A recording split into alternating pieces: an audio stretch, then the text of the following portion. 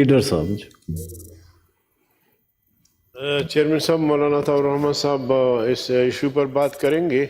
Sir बात ये चूंकि वजीर नहीं, मिनिस्टर साहब तो यहाँ 2.5 घंटे से बैठे, अभी बस ये खत्म हो गया, वाइंड अप 2 घंटे का टाइम होता है सर, इसलिए मेहरबानी करें, आपने बात करनी है मौलाना साहब से। वजीर दाखिला साहब तशरीफ लाए हैं। उस दिन मैंने एक आध सवालात उठाए और उन सवालात के जवाब देने के लिए तो मैं ज़रा शेख साहब देंगे जवाब अभी आज देंगे, लेकिन उससे पहले 2 मिनट में बात करूंगा। मौलाना ताउर रहमान साहब सर, इस तरह तो नहीं होगा ना कि अभी कि पहले वो करें फिर मैं करूं। आप अपनी बात करें, फिर मैं टाइम देता हूं सर। जी प्लीज होते हैं, हमें क्यों सर, आप प्लीज अपनी बात करें सर, प्लीज। नहीं, मैं मौलाना ताउर रहमान सर आप बाद में मौलाना साहब की तरफ जाते हैं, आप पहले अपनी बात करें सर।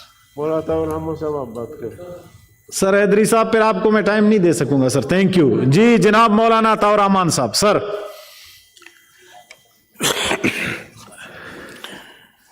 बिस्मिल्लाहिर्रहमानिर्रहीम नहमदुहु व नुसल्ली अला रसूलिहिल करीम, अम्मा बाद। जनाब चेयरमैन साहब, मैं आपका शुक्रिया अदा करता हूँ। आज एक मरतबा फिर ऐवान में बढ़ती हुई दहशतगर्दी के मुतालिक बहस हो रही है। समझ नहीं आ रहा कि हम यहाँ ऐवान में दहशतगर्दी के वाक़यात और उसके असरात पर बहस करते रहेंगे या कोई मामले का हल भी सामने आएगा। जनाब चेयरमैन साहब, दहशतगर्दी के ख़िलाफ़ इक़दामात का मैंडेट बुनियादी तौर पर हुकूमत के पास होता है और हुकूमत हमेशा पार्लियामेंट को ऑन बोर्ड लेती है, लेकिन जिस तरह मुझसे पहले फाजिल मेंबरान ने मुज़ाकरात में या किसी भी हल की तरफ जाने से पहले पार्लियामेंट को एतमाद में नहीं लिया गया। मेरे ख्याल में हमेशा हमारी हुकूमत का वतीरा ये रहा है कि वो अपने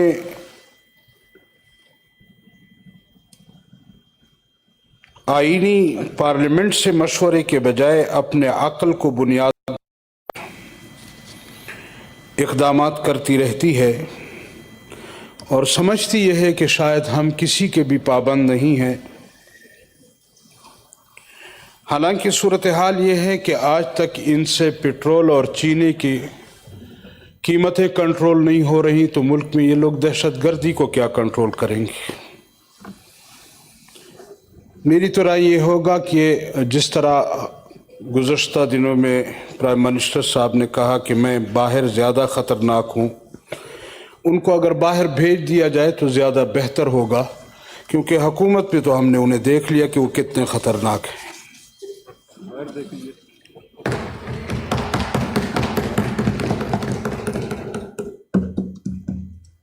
मैं एक गुजारिश करूं कि दहशतगर्दी मुल्क में एक नासूर बन चुकी है और तकरीबन हर तरफ से दहशतगर्दी हो रही है।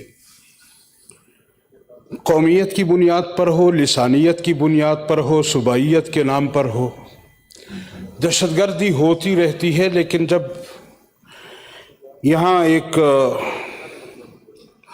निज़ाम बनाया गया, उस वक्त भी नेशनल सिक्योरिटी प्लान का रुख जो है वो मदारिस, उलमा, मजहब की तरफ कर दिया गया। और यहाँ पर हम सुनते थे बाज़ हमारे अकाबिरीन पार्लियामेंट से कि मुल्क में दहशतगर्दी की असल वजह जो है वो मजहब है, मदारिस हैं, उलमाए किराम हैं। लेकिन मैं आप हजरात की खिदमत में ये गुजारिश करूं कि यकीनन दहशतगर्दी से हर तबका मुतासर हुआ है और जहां हमारे मुल्क के दूसरे तबकात उससे मुतासर हुए हैं, वहां उलमाए किराम भी उससे मुतासर हुए। मैं जिक्र करूं, यहाँ हमारे पार्लियामेंट के सेनेट के मेंबर थे, हमारे इंतहाई मोहतरम डॉक्टर खालिद महमूद सोमरो साहब, जो दहशतगर्दी के नज़र हुए, शहीद किया गया, मस्जिद में शहीद किया गया। आज उनके कातिल गिरफ्तार भी हो चुके हैं, इकरार जुर्म भी कर चुके हैं, लेकिन मुसलसल अदालत जो है وہ لیت العال سے کام لے رہی ہے اور آئے روز ان کے پیشی پہ پیشیاں ہو رہی ہیں، کوئی نتیجہ ابھی تک ہمارے سامنے نہیں آیا۔ یہاں ہمارے پارلیمنٹ کے ممبر تھے مولانا نور محمد صاحب جو وانا سے تعلق رکھتے تھے، ان کو شہید کیا گیا۔ مولانا معراج الدین صاحب کو شہید کیا گیا جو پارلیمنٹ کے ممبر تھے۔ مولانا سمیع الحق صاحب کو شہید کیا گیا۔ شیخ حسن جان صاحب کو شہید کیا گیا۔ یہ وہ علماء کرام ہیں، علامہ احسان الہی ظہیر صاحب، بہت سارے علماء کرام ہیں، میں نے ان کا نام لیا ہے جو پارلیمنٹ کے ممبران تھے، جو جمعیت علماء سے تعلق رکھتے تھے۔ لیکن اس کے علاوہ جو ہزاروں علماء کرام کو شہید کیا گیا، ڈاماڈولا میں مدرسے پر حملہ ہوا، ہنگو میں مدرسے پر حملہ ہوا، علماء کے گھروں میں خواتین کو شہید کیا گیا، اور اس قسم کے دھماکے کیے گئے کہ خواتین کے گوشت کے ٹکڑے وہ درختوں میں لٹکے رہے۔ اس قسم کے واقعات علماء کرام کے ساتھ ہوئے، اور آج بھی علماء کرام وہ بھی نشانے پر ہیں۔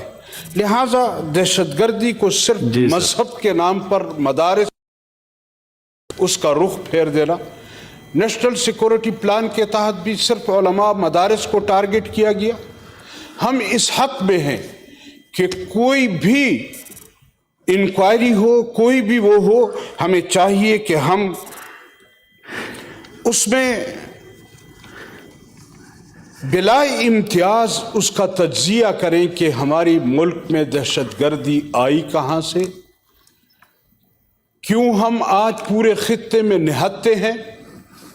ہمارے ارد و گرد کے جتنے ممالک ہیں وہ تو دن بدن ترقی کرتے جا رہے ہیں، اور ہم معاشی طور پر گہرائیوں میں جا رہے ہیں۔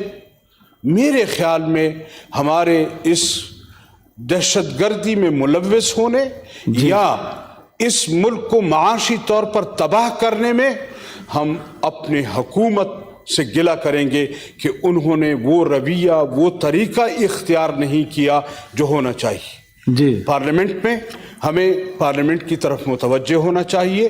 جس طرح آپ سے کہا گیا کہ یہاں پر ایک مشترکہ کوئی اس طرح کا اجلاس بلایا جائے کہ اس میں کھل کر اس پر بحث کی جائے کہ اصل محرکات کیا ہیں، اصل چیز کیا ہے، اس کی طرف متوجہ ہونا چاہیے۔ اگر ہم اس طرف متوجہ ہوں اور حقیقت میں ہم نے یہ چاہا کہ ہم واقعتاً اس چیز کو ختم کرنا چاہتے ہیں تو میرے خیال میں پھر شیخ رشید صاحب کو یا کسی اور کو اتنی مشکل نہیں ہوگی۔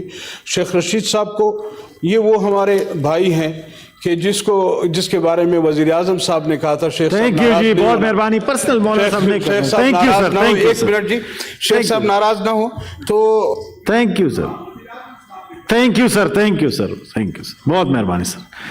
آلریڈی 2 گھنٹے ہو چکے ہیں، 2.5 بلکہ 2.25 گھنٹے ڈسکشن ہوگی۔ اب میں منسٹر صاحب سے کہوں گا وہ وائنڈ اپ کریں پلیز۔ جی honourable minister for interior please. Sir ہو گئے سر، منسٹر صاحب آپ کہیے سر۔ Thank you sir. شکریہ جناب چیئرمین صاحب، مجھے خوشی ہے